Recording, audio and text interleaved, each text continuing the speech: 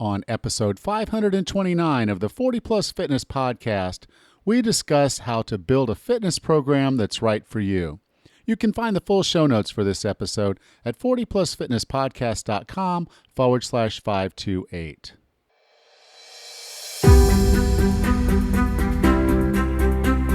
If you decided you're ready to make a change, to reclaim your health and fitness, the 40 Plus Fitness Podcast is here for you.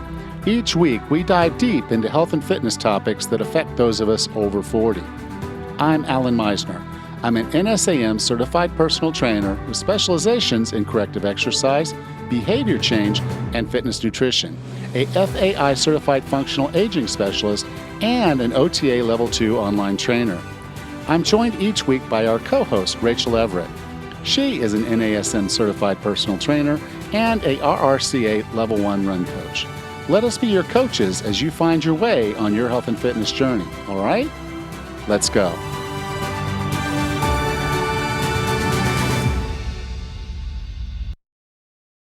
Hello, Raz. How are things going? Good, Alan. How are you today? Going well, just kind of busy. Actually, kind of funny. I was supposed to have a call and I completely lost track of days. Oh, geez. Oh, I boy. switched up my workouts. And I did a weightlifting workout on a Sunday, Mm-hmm. and as a result, I woke up the next day thinking it was Tuesday, and did a weightlifting workout, and then woke up today thinking it was a Wednesday, when in fact Mm-hmm. we're recording this on a Tuesday.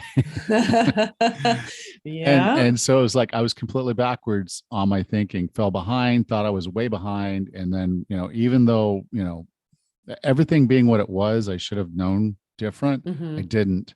And as a result, I kind of missed some appointments and things I was supposed to Oh, do. So if I was supposed to be on a call with you on Monday night, I apologize. I thought it was oh, Tuesday night. I completely oh, whiffed on no. that one. Um, just don't even know what was going on last night when I thought, okay, it's Tuesday night. Tomorrow's Wednesday. What do I have going on? Mm-hmm. And okay, well, tomorrow's another weightlifting day, and it wasn't. Today was a Ah, cardio day, and we'll talk a little bit more in detail about that as mm-hmm. at the end. But it was just kind of one of those things of the weather here is the same every day. There's not a lot of differences. I don't really have weekends the way a lot of people have weekends. Mm-hmm. Like any day could be a weekend. Everybody's here on holiday, so you never really. It doesn't feel different one day to the next for the most part any day Mm-hmm. here. So yeah, just kind of lost track of days. Oh, my goodness. How crazy is that? Do you keep a calendar? Do you have a paper or a digital calendar? I have a digital calendar, but it's kind of one of Mm-hmm. those things where I'm trying to condition myself to not look at things unless I need to look at things. So, Mm-hmm. social media, maybe not look at it all the time, log in, check in on my clients, once a day or so, where I need to, and do what I need to do. And then it's the same thing with a calendar. It's typically just, okay, what do I know is going on today? Mm-hmm. And on the Monday, it was nothing.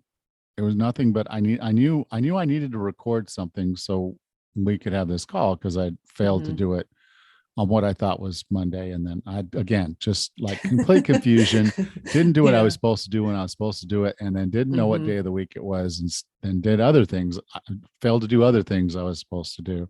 Mm-hmm. So it just kind of put me I'm in this kind of weird juxtaposition, because my weekend and the next first part of next week is going to be intense, because Oh, we're moving all boy. the gym equipment, we're moving in. Oh. So the paint's late, the light fixtures are late.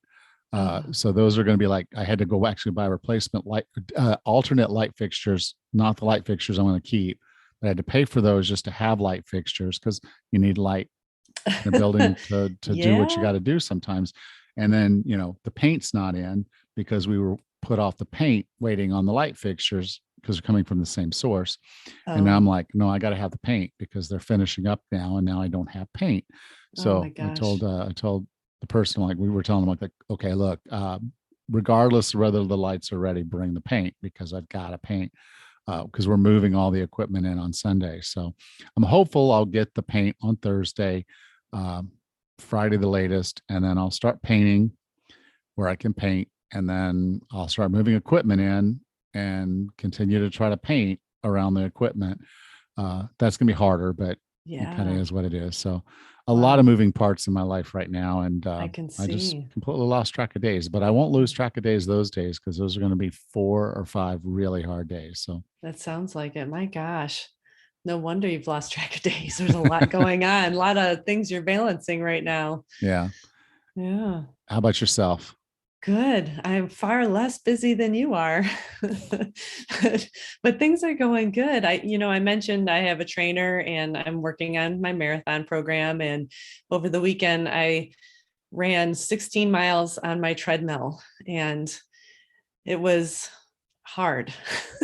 It was a challenge. Yeah, Now, it was when you're training on the treadmill, do you use a distraction like watching Netflix or something like that, or I can't watch anything because I feel like I have lost balance and I don't want to accidentally trip. I think I was watching something like, I don't know, The Matrix or something ages ago, and I was trying to bob and weave along with the Neo gunshots? there, Yeah. and I almost fell off the treadmill. So yeah, so no, I prefer to listen to podcasts or on certain days, music is actually easier to listen to. So that's about my limits of my distraction. But it was just a long day. And I chose that over outside. We had single digit temperatures and double digit wind gusts. So I chose the safer route. Yeah. And those are not On the treadmill. conditions that you're going to be running your race in. So there's no value Exactly. to pushing yourself through something like that other than just None. saying, I want to be uncomfortable for Hmm. what was probably about 2.5 hours. Yeah. Yeah.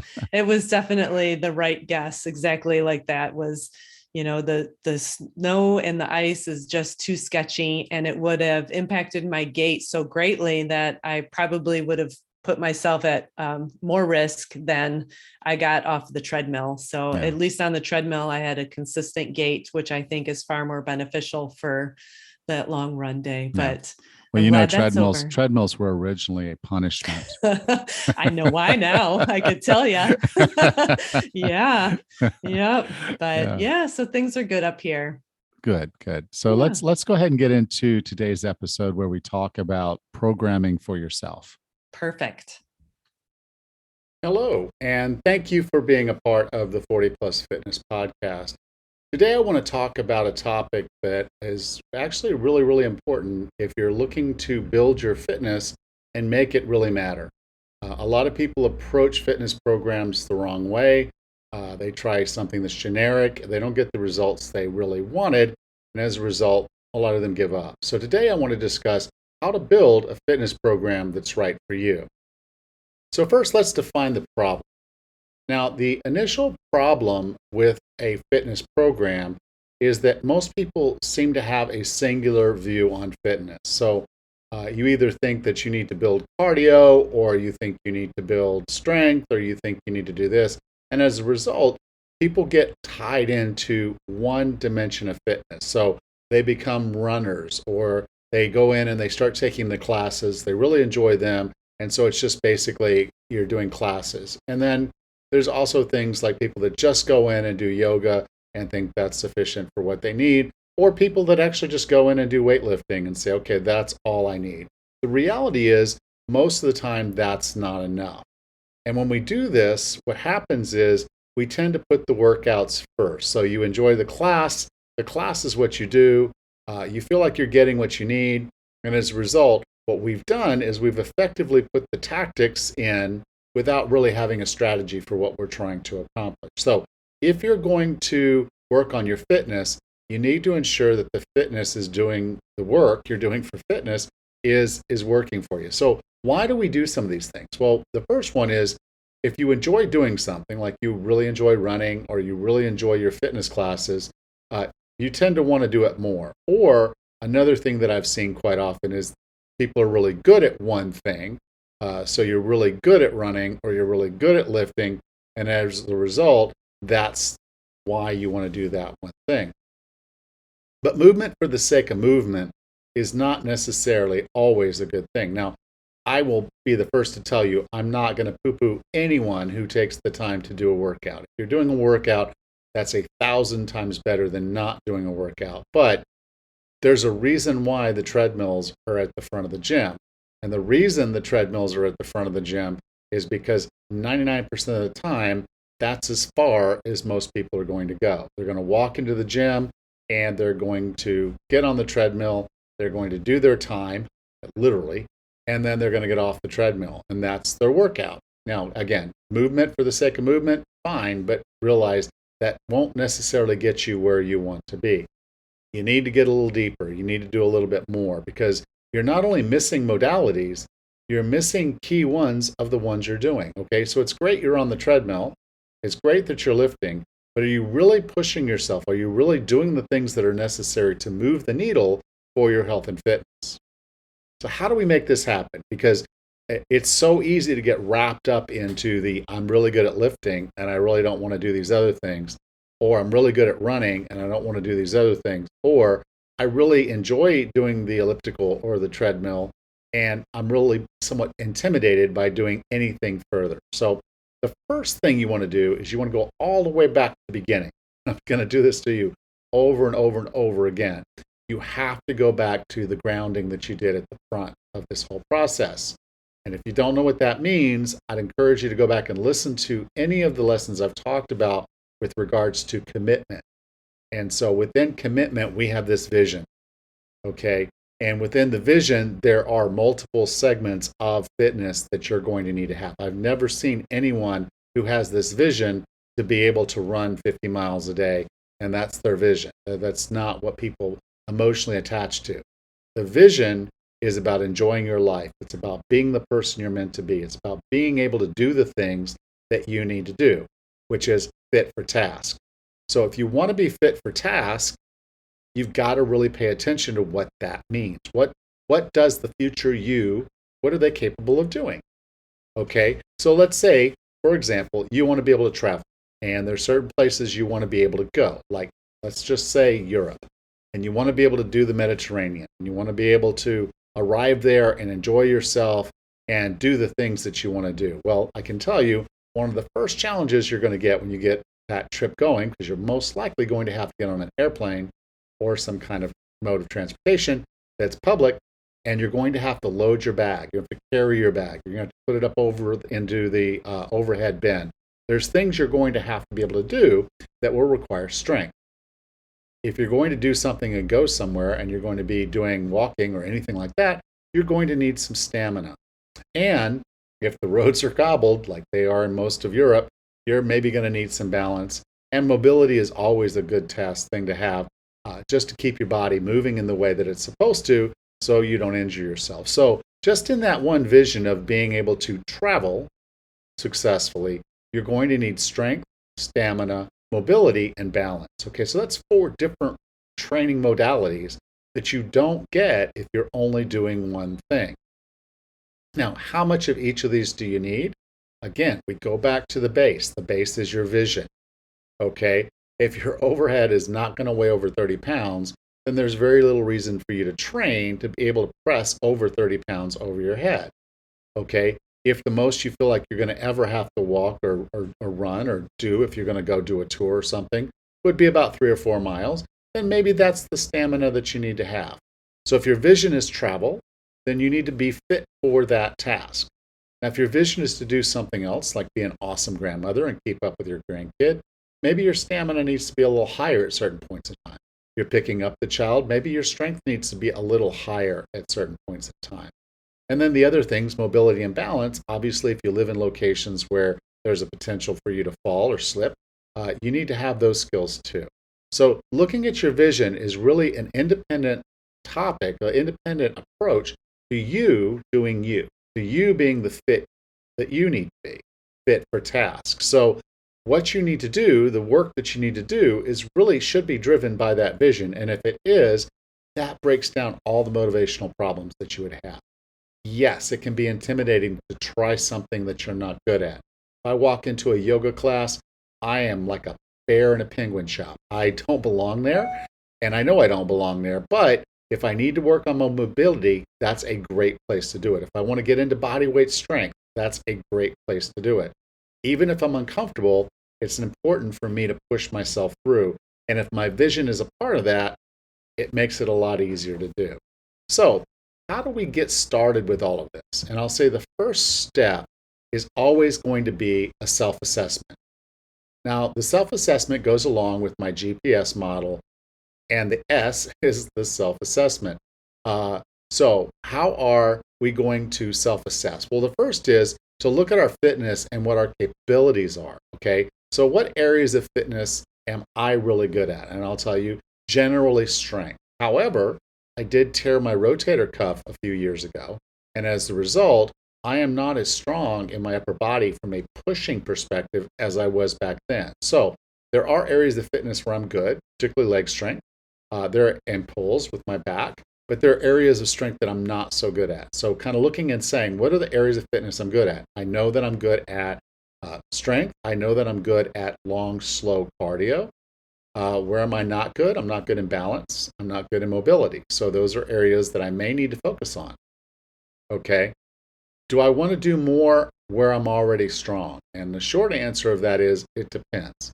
If I need to be stronger, like I'm trying to work on building my pushing strength because I'm weaker, then that's something I need to consider. Okay, so what effort is now necessary for me to maintain or gain the fitness I need? For most of us over 40, that's going to require working each body part at least once per week, but probably just twice per week would be enough for most of us to maintain or gain some fitness at that level, meaning if I want to get stronger at lifting weights, I'll probably need to do weight training for my whole body or for body parts at least twice per week. So what are some fitness areas that I'm not so good at? And I mentioned earlier, I'm not so good at balance. I'm not so good at mobility. So what effort is necessary for me to gain or maintain those? And that's some balance training. That's putting myself in some positions where I might not be as comfortable. So instead of doing a two-legged squat, maybe I'm going to do a one-legged squat, or maybe I do some form where I'm moving side to side and then doing a squat. So there's opportunities there for me to work on my balance. As for mobility, that's paying attention to where I'm tighter, where I'm not as mobile, and working on stretching, working on some other efforts to make sure that I'm gaining that mobility. And for those types of modalities, for balance and for mobility, those are things that I could practically do every day. So if I'm lifting 2 times per week as a whole body workout, I now have 5 days left. I can focus on doing these other things. And in some cases, maybe go ahead and double them up, and I can do these others more often. So you kind of see how I'm beginning to from this self-assessment, to build out the training things that I need to get in to build fitness, to maintain fitness based on where I currently am and based on where I want to go. So the first question is a predefined workout for you? Because they're everywhere. You can go on the internet, you can do a quick search for anything you want to train on, and basically a workout's going to come in. So if you went on YouTube and you typed, which is the second largest search engine in the world, and you typed in mobility workout, you would be inundated by all kinds of videos that you could do as a predefined workout. Now, I would say that for most of these, yes, for balance and mobility, a typical class or plan will work fine. So, you can go in and say, okay, I'm going to do this basic stretching class, or I'm going to work on this balance program. Those typically are fine for just about everybody. However, I'm going to say this. Not all muscles need to be stretched. If you have good, solid mobility in certain movement ranges, say, you're almost double jointed in the upper body or in the lower body, you don't need to stretch those muscles. Those muscles are already long. They're already doing what they're supposed to do. Look for other muscles that are a little tighter and focus on those. So while basic plans and classes can work, you just need to make sure that where you need to be focused, you are getting that focus. Excuse me. The next is stamina. Now, stamina is kind of one of these things that I think a lot of people struggle with, particularly as we get older, and that's because we have physical limitations. Now, as we went through that self-assessment, we talked about reasons why we were good or not so good at things, I mentioned the shoulder problem. So, you may have issues with your knees. There's a lot of different examples of where we have physical limitations that would prohibit us from doing certain activities where we're trying to build stamina. So at least knowing those ahead of time is really, really important. For most of us working on stamina, it's really good to try to get this done outside. Getting outside is going to be better for you. However, there are a lot of machines that can help you do this, particularly when the weather is not so nice. Now, this episode's coming out in March. I believe it's in March. But as this episode comes out, you're going to see that the weather's starting to improve. This is a great opportunity to get outside. But in the event you can't, it's raining, the weather's not good, it just isn't conducive for you to be outside doing these things. Treadmills, ellipticals, rowers, bikes, there's all kinds of machines that can help you build different forms of stamina. Mixing them up, trying different things, always a good thing. Get that variety in there where you can, particularly if you're trying to work around a problem like knees or shoulder or something like that. All that said, like I said, outside is better. Outside is better. So if you can do these things outside, go ahead and do it. And then if you're going to do a program for stamina, I strongly encourage you to use one that has been proven to be effective. One of my favorites is Jeff Galloway's Run, Walk, Run method. We interviewed him on episode 248, so you can go back and listen to that episode. I'll have a link in the show notes. But that's a great program about how to build your running stamina without injuring yourself. Other great programs you can find, a Couch to 5K program. It's going to be sort of a similar walk, run kind of thing, so you can build up that stamina in a controlled perspective to try to get you ready for a 5K, which is 5 kilometers or basically 3.1 miles. So if you're looking to do something specific, either Jeff's program or the 5K Couch to 5K programs, both are great programs and can help you start your stamina process. And as you get a little bit more specialized or start building up to longer distances or longer periods of time, there are other things that you can use that are fixed.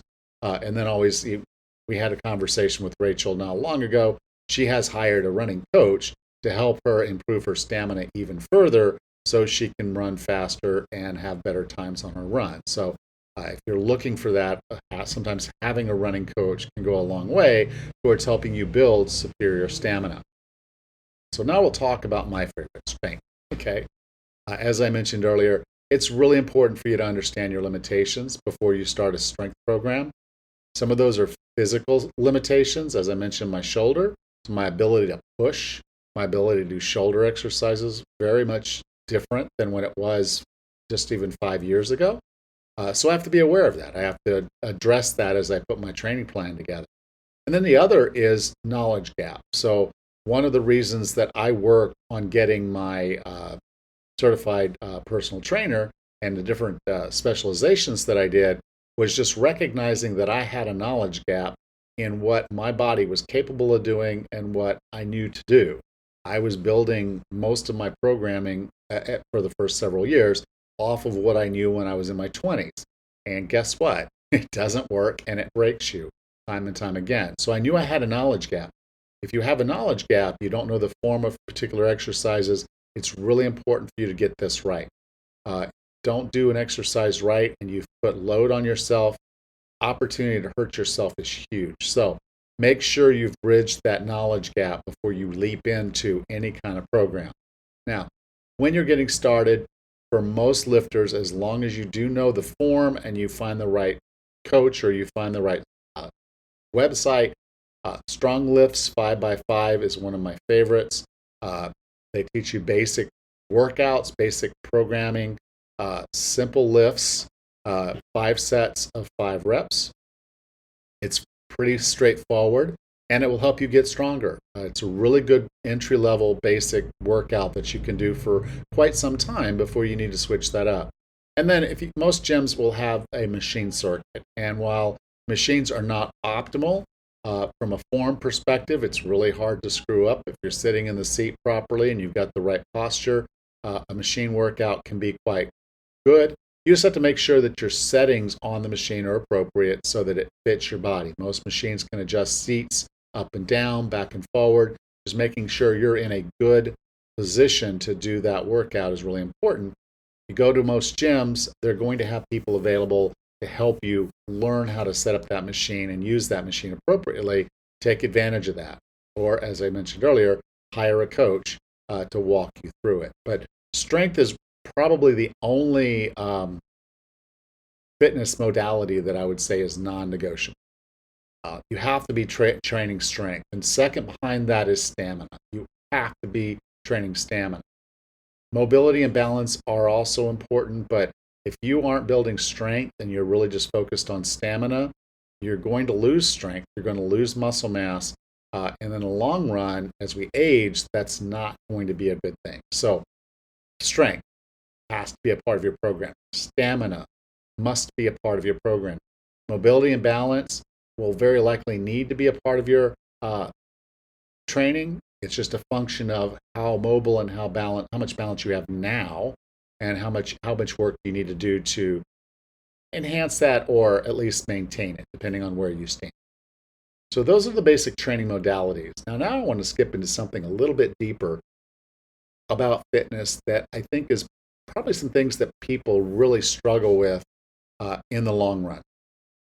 Now, first off, a lot of people will start a fitness program and then they'll get bored. And like I said, if you downloaded a program and you started it and it's not something that's progressive, then it can get kind of boring. So if your decision was that you were going to go out and run or walk this path, and so you're going to walk around the field or you're going to walk through the neighborhood, and you've got your course, if you will. You've measured it out and you know the length and the distance that you're going, and you're keeping up with your time. You know this takes you a certain amount of time so you can get your workouts done before dinner or before you have to go to work. So you know how much time it's going to take for you to do this. But if you keep doing the same route week in and week out, other than changes of weather and other things that might be going on in that neighborhood or in that field, it could get pretty boring. So that's one thing to be very concerned about, is if you get bored and you want to quit, it can be a problem. Likewise with lifting weights, you may go in and do the same basic 5 exercises when I mentioned strong lifts, and you do them and do them and do them, and then you kind of say, okay, I do these every 2 times a week and da-da-da-da. But then eventually you're like kind of getting boring. I mean, okay, squats are great, bench press is great, pulls are great. But in the end, that can get a little boring when you're doing the same workout week in, week out. And yes, maybe you are seeing some progression on that, but it can get kind of just dry. And so don't make sure that what you're doing and the fitness routines that you're doing don't bore you. Some people are able to do the same thing over and over and over again, and they're fine with it. Others do need some variety. So at least be aware of where you stand with some of those things. Next, some people will see diminishing returns or plateaus. Now, this is completely normal in all phases of training. Initially, you see some pretty good results because your body's not accustomed to what you're doing. Your brain and your muscles are having a conversation. It's a very easy conversation to have once they figure out the wiring. It's a very difficult conversation when you first get started. So you will see yourself from a strength perspective, potentially from a stamina perspective, from a balance perspective, and even from a mobility perspective, actually see some pretty good gains and returns when you first start. And then it kind of slows down and then it kind of plateaus. You've seen this with weight loss, you'll see it with fitness. So a lot of people get disgruntled or upset when they don't see that continued linear progression. And I'm going to tell you, you almost never see a linear progression over and over, because if you did, then the strongest people in the world would never stop getting stronger. So there's a natural limitation on what the brain muscle conversation can do. And then there's a limited potential for when you're actually building muscle and building strength or building stamina that can continue. And at some point, you will plateau. Now, there are things we can do to break those plateaus, but just realize, don't get dismissive, don't quit just because you're not seeing the return.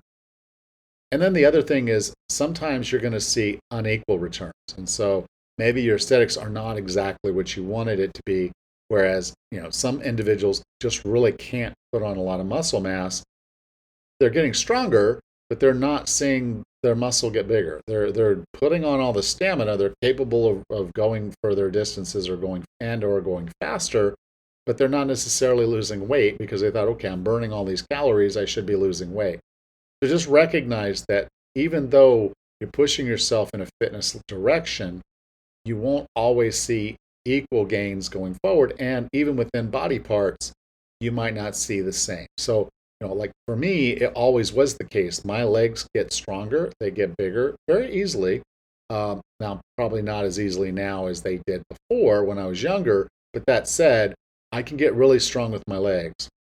I'm not capable of getting that much stronger with my upper body the same way. So I see unequal returns.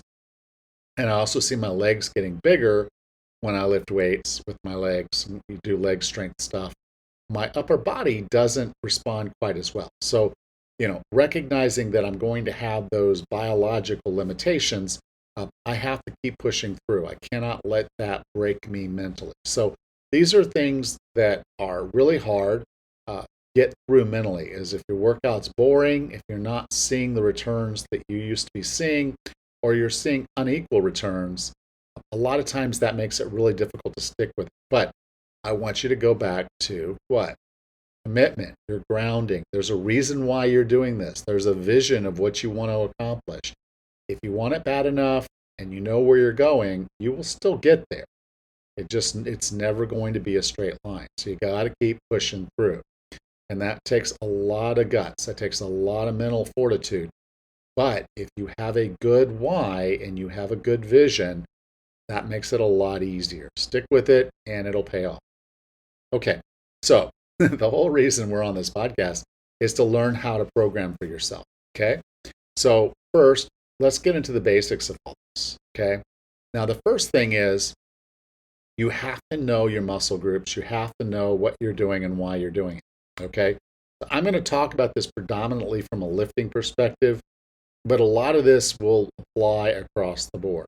Okay, so first, know your muscle groups. Okay, when you're doing a certain movement, what muscles are you supposed to be building? What muscles are you supposed to be using? For most exercises, there's going to be a pro mover. There's going to be a prime mover that's causing that exercise to move. Even if it's a compound style movement, there's a prime mover for parts of it and then potentially a different prime mover for other parts of it. So knowing which muscles you're trying to work for each exercise makes it easier for you to know that you're doing the exercise right. So knowing the exercises. Okay, so what muscles am I going to work if I'm doing the deadlift? Well, the deadlift is a very complex exercise. It is a compound movement, meaning multiple muscles are working. The deadlift happens to work the entire posterior chain. So you're working basically your back, your butt, and you're working your hamstrings. So all the way from almost top to bottom, you are working the back of your body, the posterior part of your body.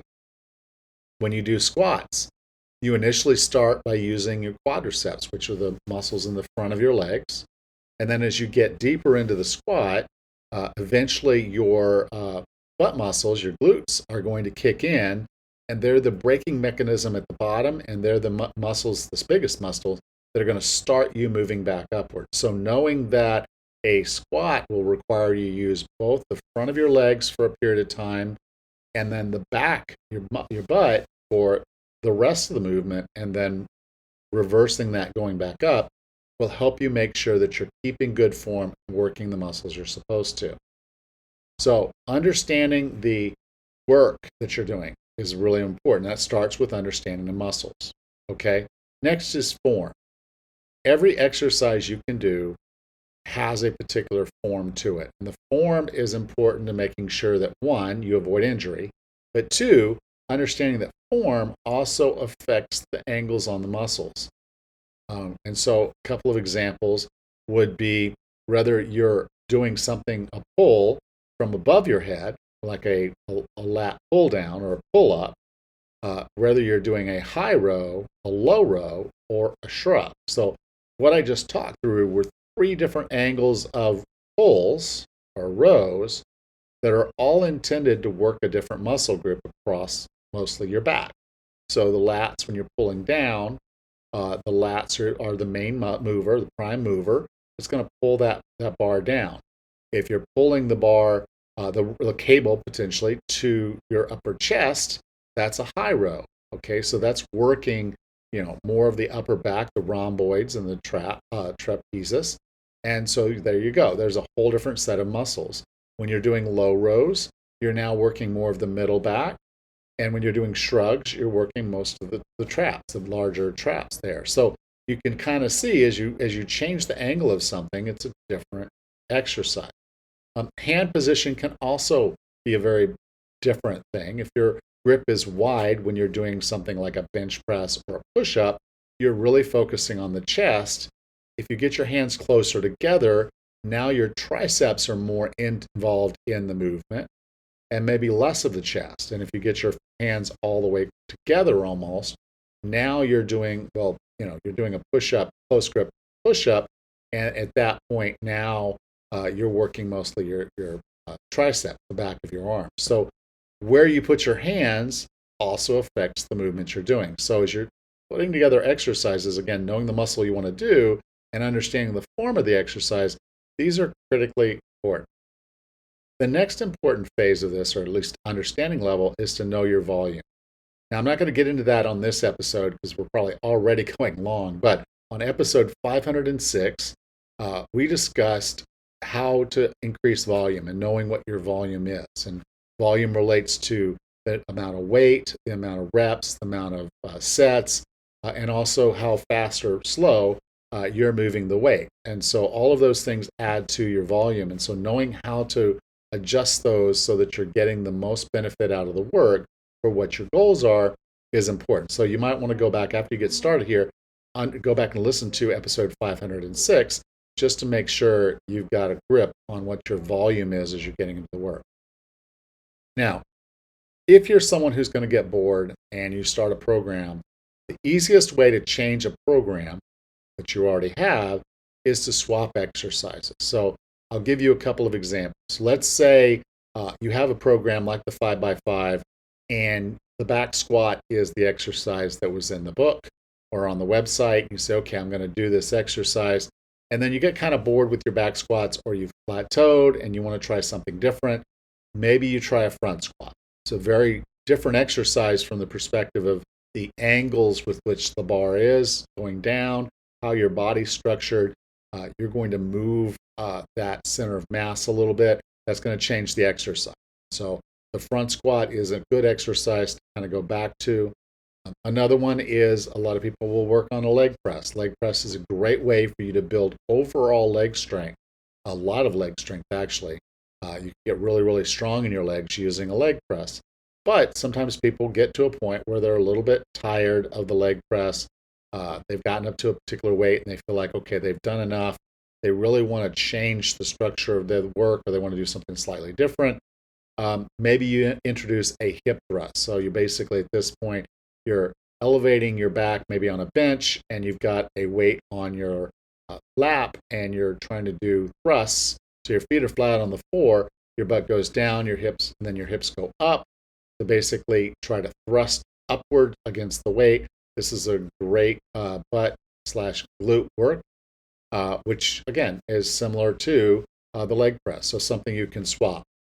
And so basically anytime you have an exercise, you're getting a little bored with it, or you're not seeing the progress, you can swap out another exercise that works the same muscle and plug it into the work and use that as your exercise. So not the easiest thing, but it is every exercise that you do, particularly if one of them is bothering you, can be swapped with another exercise that typically works the same muscle groups and gives you the same effort, or at least similar effort and results. Now, if you're going to make a change, if you're going to do something, I highly recommend that you stick with something for at least 6 to 8 weeks before making a change. You're doing a different workout every day, every time. you're not really going to get the optimal benefit of what you're doing. For one, we talked about that brain muscle, the neuromuscular connection. That's really important. If you don't do an exercise enough, you're not going to get that. Your brain and your muscles are not going to talk as well as they could. Without that communication, you're not getting enough work. So you're not going to continue to see gains if you're swapping exercises every week.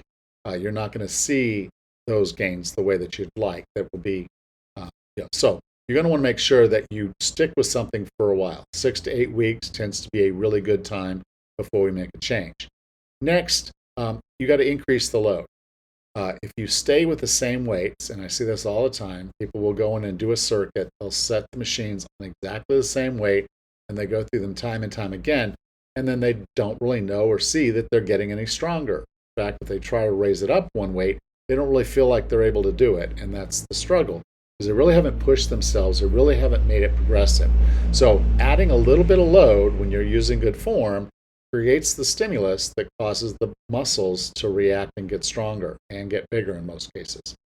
Okay, and then when you're doing this work and sticking with it for a while, you begin to see that strength starting to kick in. So last week you were doing the pulls and you were only pulling 20 pounds. This week you're now up to 22 or 25. So now you're seeing the weights get bigger. As you learn the exercise, there's communication between the muscles and the brain. And then actually, yes, your muscles are changing. They're adapting to the stimulus and they're getting stronger. That's huge motivation. When you start realizing that the work you're doing has a positive effect of actually seeing fitness improvement, that's a great way to know. That's a mile marker to know, hey, I am moving towards my vision. I see it. I see what I'm doing, and that's important. So make sure you stick with it at least long enough, 6 to 8 weeks, to know what you're doing is working before you start trying to mix it up. I know boredom, right? But that's important. So find that balance between switching things up and sticking with it long enough to know that it's working. Okay, so this is how most of us got our start. Most of us back in the day, it was trial and error. We walked into a gym, much like you might, and we had no idea what was going on. There was all this equipment, all these weights. Sometimes there were really big guys back in the back throwing around big dumbbells and big plates and all that. We see that, and I agree, it can be a little intimidating. Or the trial and error part where we just really don't know what we're doing and we're approaching it. I hope today that I've given you some ideas of how you can approach this from a little bit more upscale. You have access to the internet. You have access to a lot of information. You have access to me. So you won't have to go through trial and error. Another thing that we did back in the day was we had fitness magazines. So Flex and Muscle Fitness, those were the main magazines that came out. There were a lot of other bodybuilding magazines in the day. Those have pretty much been replaced by YouTube and different websites. But the concept is the same. There's stuff out there. Some of it's good, some of it's really bad. So just kind of knowing that, okay, I have to learn and I can't just try to apply this thing because I can tell you, I read magazine articles where guys were doing 100s, which means they're doing 100 reps for a muscle group, a little muscle group at that. I tried it. It hurt. Did it give me additional muscle gain? No, not at all. It was probably a wasted workout because it was too much and it really wasn't set for what I was trying to accomplish at the time. But it looked cool, it sounded cool, and the bodybuilder that was touting it in the magazine was someone that I respected, but again, not necessarily the right thing to do. So take what you see online with a grain of salt, spend some time doing some research, asking questions, and put together a program that's going to get you to your vision. All things considered, being over 40 does add some challenges to it. Now, as I mentioned earlier, I went to NASM and got certified. And yes, there was a good bit of expense to that. I can't even tell you how much money I have spent on my education, my fitness education over the years. And so, there are ways for you to get around that. Hiring a trainer is a great way to do that. And along the way, I've done the same. I've hired coaches to program for me and to push me because when you have someone there you work harder. So every time I've hired a coach, I've never regretted it. I've never regretted having someone there who wrote a program. I could look at the program and say, this is reasonable, this makes sense. And then I could push myself. And they were there to help, they were there to encourage, they were there to critique. And so my form was better, my work was better, I worked harder, I got more results, and it was well worth the investment. Now, if you want to fast track your fitness and weight loss, I'd encourage you to go to 40plusfitness.com. I have an application there. Had some problems with that website up until I hope today, but I will have a link to the application there. Go ahead and complete that form, and then we can go ahead and connect and see if 40 Plus Fitness online training is for you. Programming is not rocket science, but it's also not something you can just pull something off the internet and do and know that you're optimizing your health and fitness. So if you're still stuck and you need help or you want help or you really want to fast track what you're doing, go to 40plusfitness.com, and there you'll see a link for an application. Go to the application. It's not long, won't take you long, but then we'll get on a call. I'll get on the call and we'll come up with a plan just for you. And it may not be 40 Plus Fitness online training, and that's cool. I really want to help you get where you want to go. And if this training program isn't the right thing, I will help you find the thing that is and get you started and get you moving in the right direction. So thank you so much again for being a part of 40 Plus Fitness. I'll talk to you next week.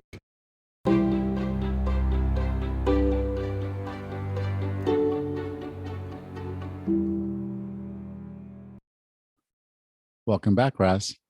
Hey, Alan, what a really great and timely podcast. I think the tips that you've given about developing your own training program could not be more perfectly timed.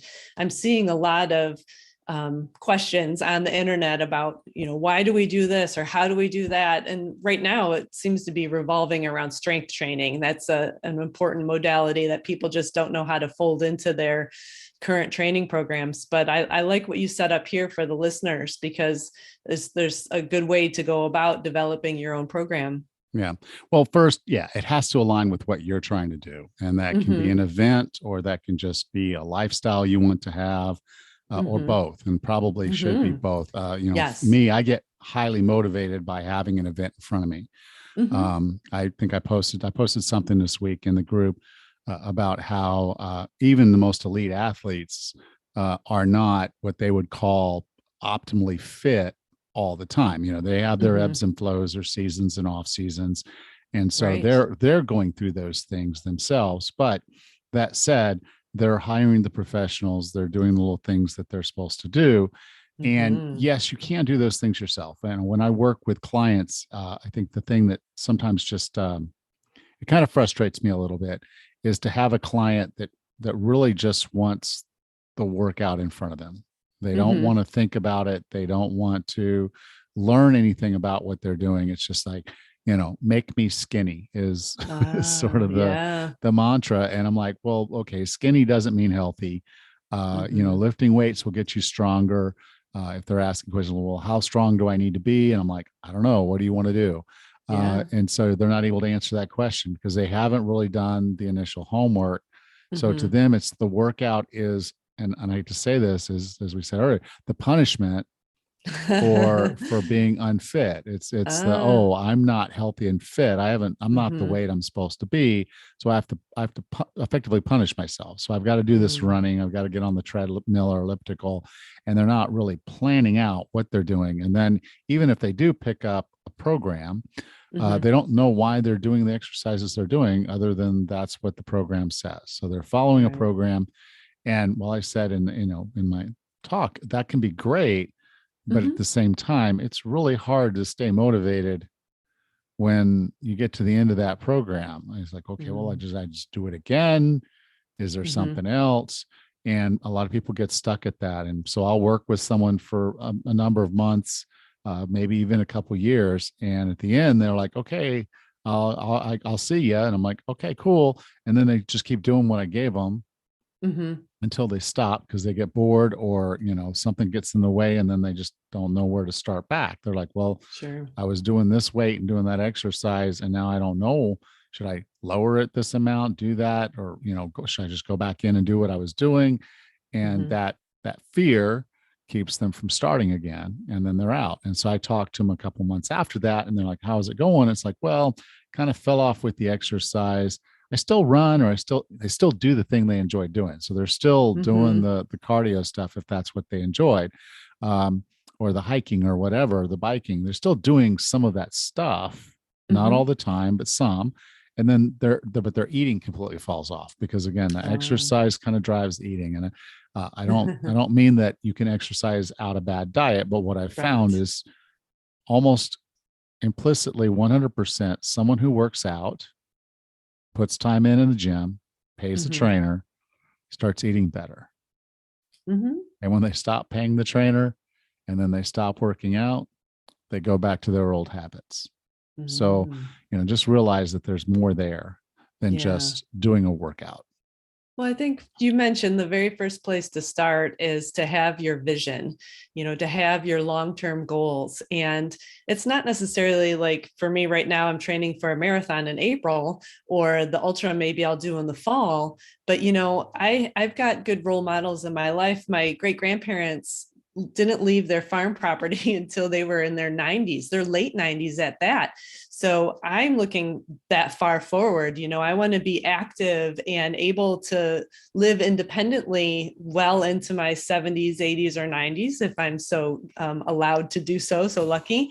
But that's the thing, is that I've got these long-term goals. And then in the immediate, I've got these short-term goals about running. And I think that's what people might forget about. It's sure, you can do a couch to 5K program. That's a great place to start. Absolutely. But what are you going to do after that? What is going to keep you motivated to stay active and to stay healthy and fit for the long term? And some of these tips, like having a vision, is a good place to start.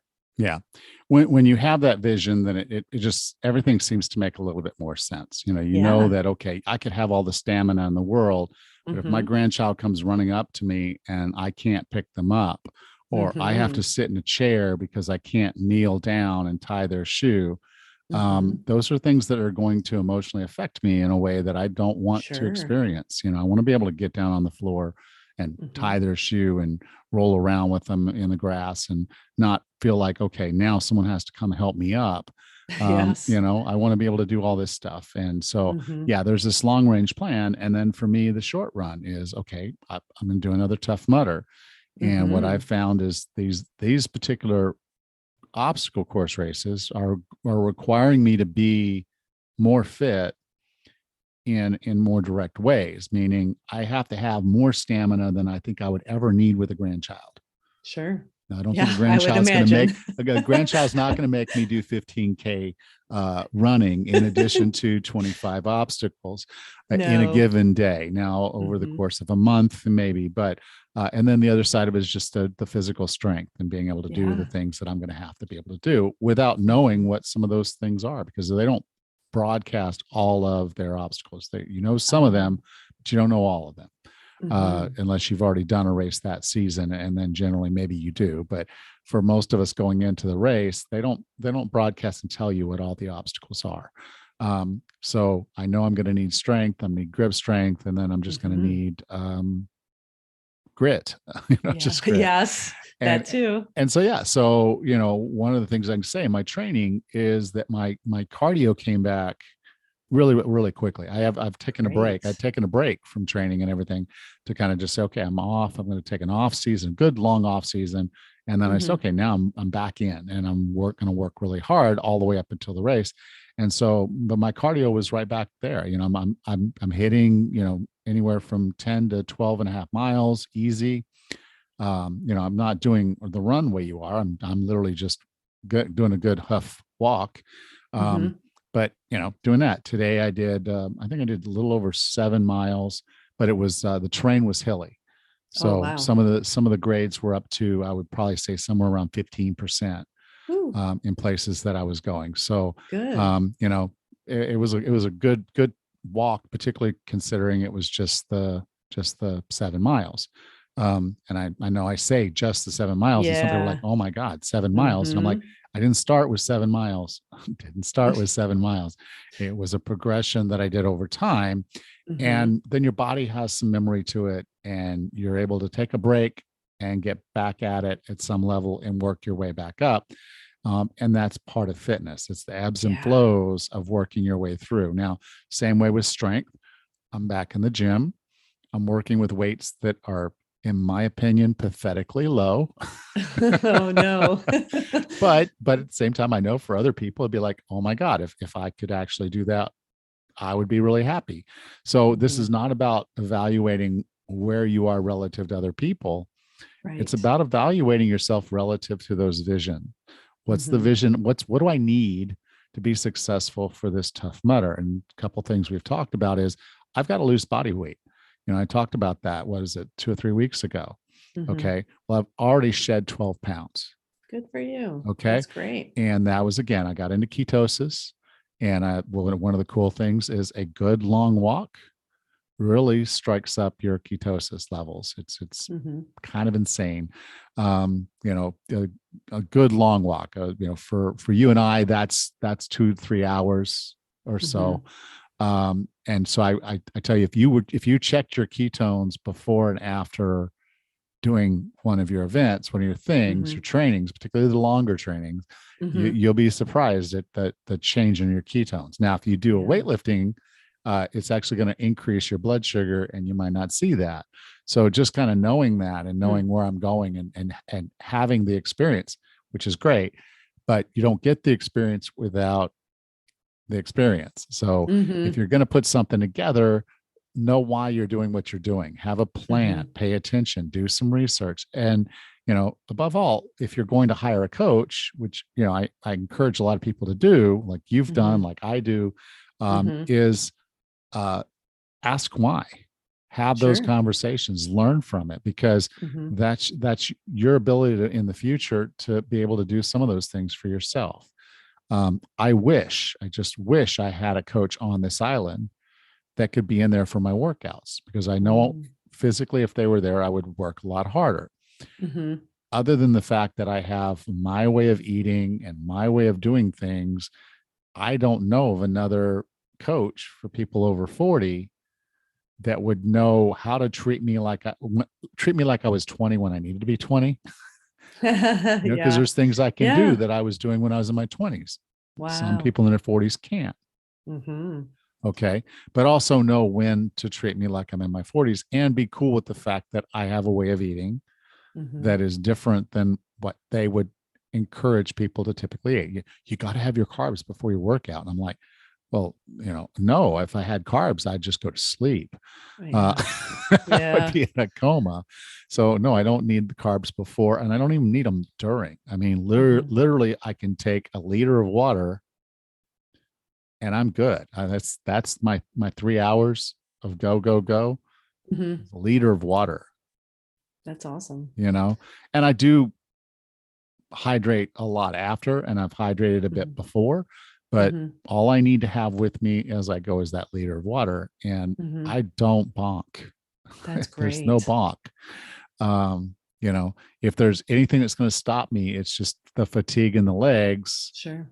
at that point where, okay, you've pushed yourself to the line, which is where you need to be for this training session. Good.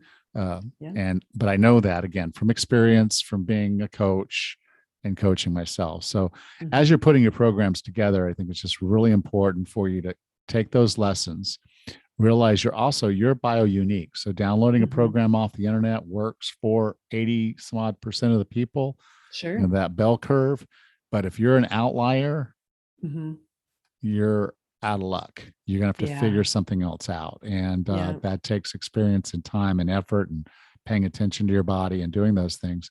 Hmm. And so, I've just encouraged people, if you don't know what you're doing, ask for help. It's not that Absolutely. hard. And I am opening up 5 slots in my training. And for these 5 slots, I'm particularly looking for people that want to up their fitness game. So Cool. in the past, I've really focused on the weight loss. And I think I've gotten those clients in that want to really work on weight loss. And if you still want to work on weight loss, you can reach out to me. But right now, for at least the next 6 months or so, because of what I'm doing for myself, my brain is really turned on to the fitness aspects of it. So if you're looking to up your game in fitness, and that can mean starting from zero and wanting to get to level 1, or that can be being at level 5 and wanting to be level 7. Wherever you are, I'm able to meet you there, and we can put together training programs. You can learn why we're doing what we're doing, and we can help you get that fitness together. So if that's what you want, go to 40plusfitness.com, not 40plusfitnesspodcast.com, but 40plusfitness.com. And I'll have an application link there. You can fill out the application. We'll get on the phone and we'll figure out what you need. If it's my training program to get you there, it's not a fixed program, it's custom. So like I said, if you're starting from 0 and just want to get to 1, we can do that. If you want to ratchet it up a good bit more, we can do that too. So do reach out if you're interested in that. And then of course, if it's running that you're interested in really getting good at, then Rachel, I'm here. Just ask me any questions. Where should they go? You've got a website too. strong-souls.com. Yeah. Yep. You can just reach out for me there, or even on my socials. I'm on Facebook and Instagram. Just shoot me a message and I'll be happy to help you out. All right. And we'll have the links in the show notes for this one. So if you have any questions, please do reach out to us. Also, repeat again, we're trying to put together a Q&A episode. So if some of these questions you'd rather just ask and have answered on a podcast, then I do want you to reach out, Alan at 40plusfitnesspodcast.com, and just email me there, Alan at 40plusfitnesspodcast.com. We'll take those questions. I may reach out and see if you want to record and ask your question vocally and be on the podcast that way, or I can just read your question from your email on the podcast. But if you have a question you'd like for us to answer on an episode, we do want to try to accumulate some of those so we can get those questions together and have a duo episode with Rachel and I answering your health and fitness questions. Sweet. That would be fun. All right, Rachel, anything else you want to get into? No, this is great. All right, guys, have a great week and we'll talk to you next week. Thanks. Okay, bye. Bye-bye. Next time on the 40 Plus Fitness Podcast, we meet Dr. Malcolm Kendrick and discuss his book, The Clot Thickens, The Enduring Mystery of Heart Disease. Until then, have a happy and healthy week.